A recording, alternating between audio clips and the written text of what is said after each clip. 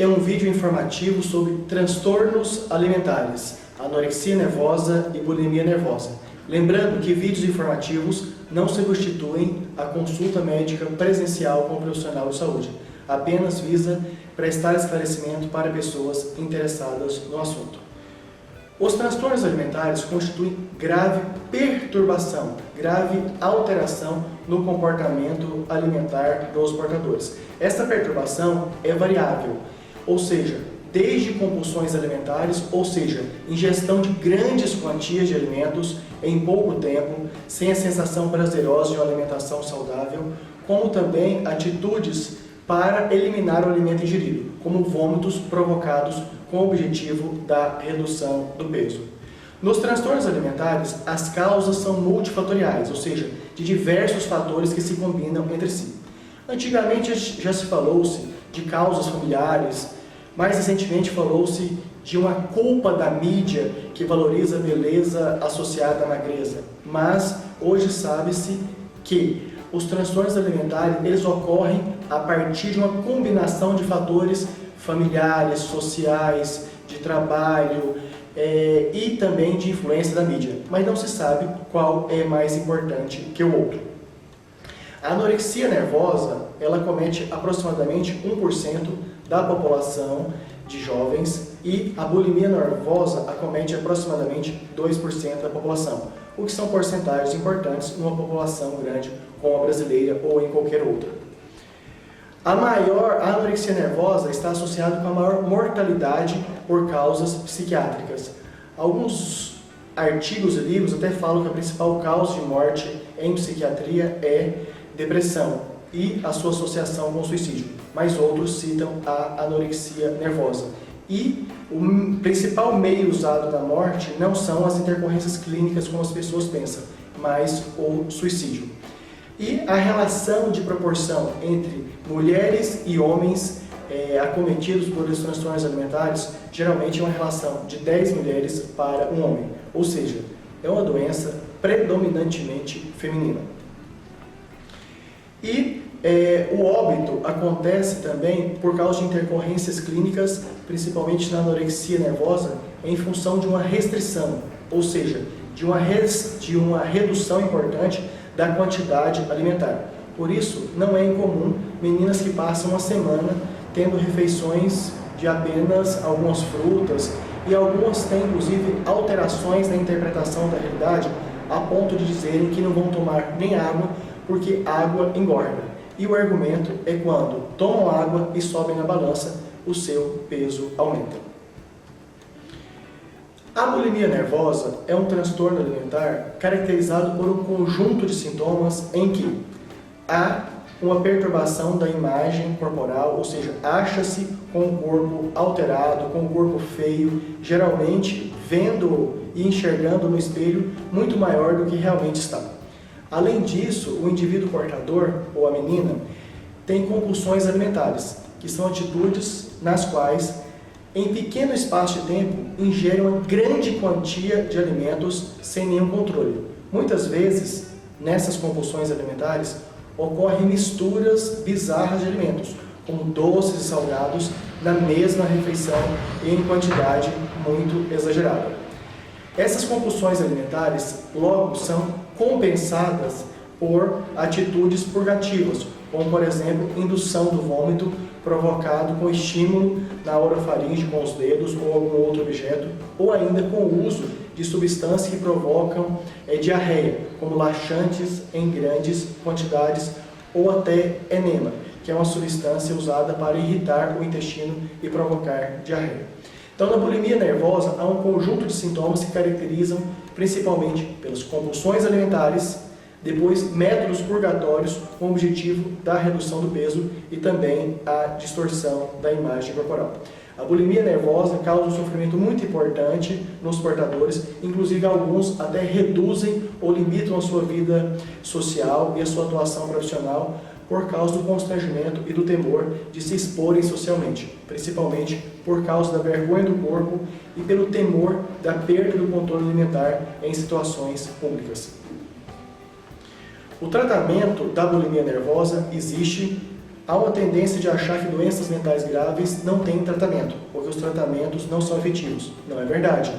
Bulimia nervosa tem tratamento, e o tratamento, apesar de complexo, é possível. Complexo porque envolve necessariamente mais de um profissional, sendo inicialmente o psiquiatra, até para que ele, como médico, possa pesquisar outras doenças que podem estar acontecendo ao mesmo tempo, pedindo exames laboratoriais, de imagem ou outros, o psicólogo, principalmente para tratar essas questões de alterações de interpretação, o assistente social para incluir a família no tratamento, o terapeuta ocupacional para readaptar o indivíduo para suas atividades funcionais e, muito importante e fundamental, a presença do nutricionista, que é um parceiro fundamental para participar do processo de reeducação alimentar desse indivíduo e da sua adequação de peso. Então, bulimia nervosa, apesar de grave, tem tratamento e o tratamento pode ser efetivo. Na anorexia nervosa, que trata-se de um quadro de transtorno alimentar mais grave, ocorre perda de peso importante porque o portador ou a portadora recusa em manter um peso corporal mínimo. Existe uma referência matemática, que é o índice de massa corporal. O índice de massa corporal, ele é colhido pela relação entre o peso do indivíduo em quilogramas dividido pela altura em metros ao quadrado. Na anorexia nervosa, um dos critérios diagnósticos é esse índice de massa corporal ser menor que 17,5 kg por metro quadrado. Como é um transtorno predominantemente do gênero feminino, as moças portadoras de anorexia nervosa têm amenorreia, ou seja, ausência de menstruação por pelo menos 3 meses consecutivos. Acontece também a amenorreia primária, que é quando a menina nunca menstruou e já instala o quadro de anorexia nervosa e a partir daí ela não consegue ter nem a primeira menstruação, que trata-se também de um caso muito grave. A anorexia nervosa, então, tem do tipo restritivo, que é aquela no qual o portador recusa-se à alimentação, fazendo jejuns muito prolongados, e também o tipo purgativo, que é aquele que até ingere alguma quantidade de alimento, mas que depois provoca vômito ou diarreia, com o objetivo de voltar à redução do peso. A anorexia nervosa, então, também tem um conjunto de sintomas, entre os principais sendo uma recusa em manter um peso corporal mínimo considerado saudável, por entender que o seu corpo está exageradamente aumentado de tamanho, que o seu corpo está muito feio e que as pessoas estão avaliando-a por essa forma corporal, que na maioria das vezes, logicamente, está distorcido, ou seja, alterado. Um índice de massa corporal menor que 17,5 também é amenorreia, ausência de menstruação por pelo menos 3 meses consecutivos. A anorexia nervosa, apesar de ser uma doença grave, associada com alta mortalidade, como foi dito no início, ela também pode receber tratamento e esse tratamento pode ser efetivo. Novamente, trata-se de um transtorno complexo e, em sendo complexo, há necessidade do envolvimento, ao mesmo tempo, de vários profissionais de saúde, sendo o médico ou psiquiatra com o objetivo de solicitar exames para excluir outra doença causadora, como, por exemplo, hipertireoidismo grave, antes de detectar, de fato, o diagnóstico de anorexia nervosa. O psicólogo, com o objetivo de restabelecer um pensamento e uma interpretação da realidade adequada. E o nutricionista. O nutricionista é fundamental porque o tratamento inicial da anorexia nervosa não é medicamentoso e muitas vezes nem vai ter necessidade de usar medicamento porque não existem medicações específicas para o tratamento de anorexia nervosa. O que vai acontecer então com o planejamento de tratamento inicial é a recuperação do peso perdido, porque restabelecendo esse peso para a normalidade, o indivíduo vai melhorar de vários outros sintomas presentes, como sintomas depressivos, ansiosos e até mesmo dessa distorção e dessa alteração da percepção da sua autoimagem. Com a recuperação do peso, outros profissionais também vão participar do tratamento, como o terapeuta ocupacional para restabelecer as capacidades produtivas do portador deste transtorno e também a assistente social para incluir a família no tratamento. Portanto, a anorexia nervosa e a bulimia nervosa são 2 transtornos mentais graves e que podem receber tratamento, sempre um tratamento combinado com vários profissionais devido à gravidade. é possível, então, ser portador desse transtorno, receber tratamento e seguir com a vida absolutamente normal. Sempre, inclusive, com a participação da família. Até porque muitos desses indivíduos, muitas dessas pessoas, não aceitam como sendo uma doença essa situação e essa circunstância que estão passando. Daí, então, muitas vezes ser o próprio familiar que vai suspeitar desse transtorno. E tendo a indicação que algum do seu familiar, dos seus familiares, está com esse transtorno, é importante levar ao médico para esta avaliação. Muitas vezes o que acontece é um exagero. Qualquer pessoa que está emagrecendo, a família passa a achar que está portando anorexia nervosa. Se a pessoa teve um ou outro episódio de vômito, algumas vezes inclusive, associado à intolerância alimentar, já podem achar que é bulimia nervosa. Então acontece também, tanto famílias que são muito falhas em que a situação está clara e que elas não percebem, não procuram o tratamento, como também parte de famílias que são exageradamente preocupadas e que fazem uma busca de um diagnóstico que muitas vezes não existe. O importante, então, diante de qualquer situação de suspeita, é a busca de um profissional, inicialmente sendo o médico. Algumas pessoas portadoras de anorexia nervosa apresentam um quadro depressivo muito importante, com sintomas de tristeza, diminuição da capacidade de trabalho, alteração do sono, alteração da disposição para suas atividades rotineiras.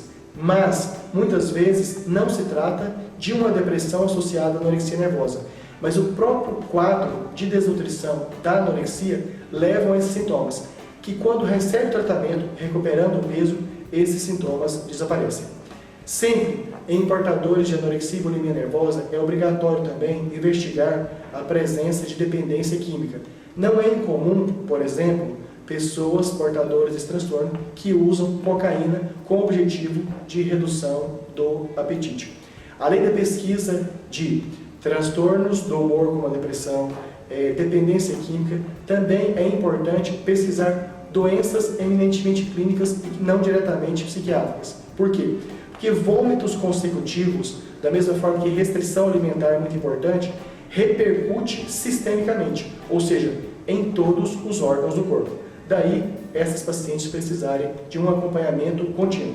Muitas vezes, mesmo depois de receberem alta, ainda recebem o que chama-se de tratamento de manutenção, ou seja, periodicamente precisa retornar no profissional de saúde com o objetivo de fazer um rastreamento do início ou reinício de outros sintomas alimentares ou de qualquer outra doença mental. Concluindo então, transtornos alimentares são doenças mentais graves, com repercussão física e que podem receber tratamento sempre com a inclusão da família. E no caso de suspeita de algum portador, mesmo que ele recuse, é importante que leve para uma avaliação de preferência inicial com o médico psiquiatra. Muito obrigado.